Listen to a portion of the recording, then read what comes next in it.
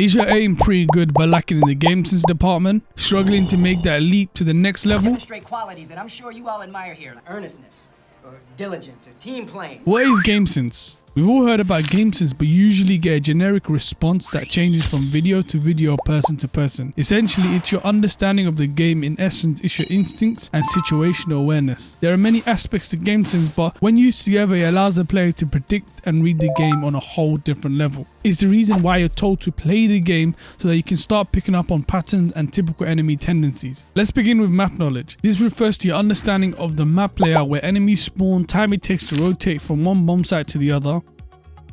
What are the callouts for every part of the map? For instance, Bind has hookah, showers, lamp, bench, etc. It may seem overwhelming knowing map timings and callouts, which is why you're told to play the game, as it will directly improve your timings when it comes to rotations. However, you can fast track this by going into a custom game, getting a general idea of the time it takes to rotate from B to A, and even have a friend help you out. The same goes for when learning callouts. Playing the game will of course expose you to these common callouts, but heading into a custom game and turning on map regions will help accelerate this process.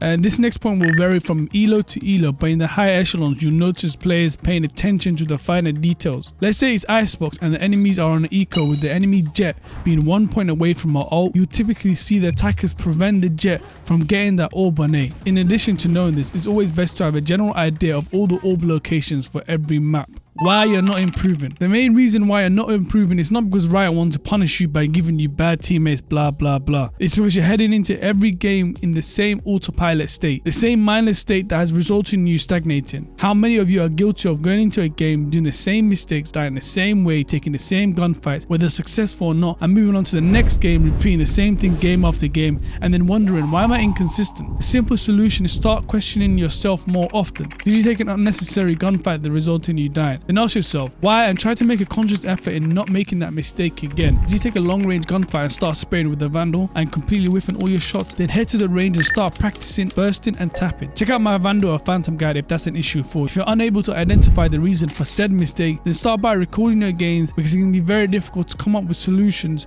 to your mistakes in mid-game amongst the clutter and chaos of a ranked game. However, many players have the mindset that they're not the problem and deserve a higher rank. One thing that resonated very well with me was the Dunning-Kruger syndrome, a cognitive bias in which unskilled players make poor decisions and reach erroneous conclusions, but their incompetence denies them the metacognitive ability to recognize their mistakes. I know that's a bit of a mouthful. I suffered a lot with this mindset of blaming my teammates, Riot, and anything I can blame to rationalize my failures. But once I was told the hard truth, it made me question everything and adopt a new mindset where I'd humble myself and always blame myself and only myself. Even if I end up dropping 30 plus kills and match MVP and losing, I'll still blame myself because I could have done something to win that game, as mindset is a huge factor as to why your game sense is stagnant. Something that's often overlooked amongst the lower rank and even occurring in high elo is not identifying enemy tendencies, i.e. patterns the enemies are making that you're not taking advantage of. One obvious one that I can think of on the spot is, let's say an enemy server is constantly darting down C long, then you can use that information to your advantage by hiding from it, and an advanced form could be setting up a fake towards A site while still having a teammate lurking towards C and not getting tagged by the dart. This will let the solver know C long is empty and there's a lot of pressure towards A, resulting in that player over-rotating, allowing the C lurker to get up to C for free.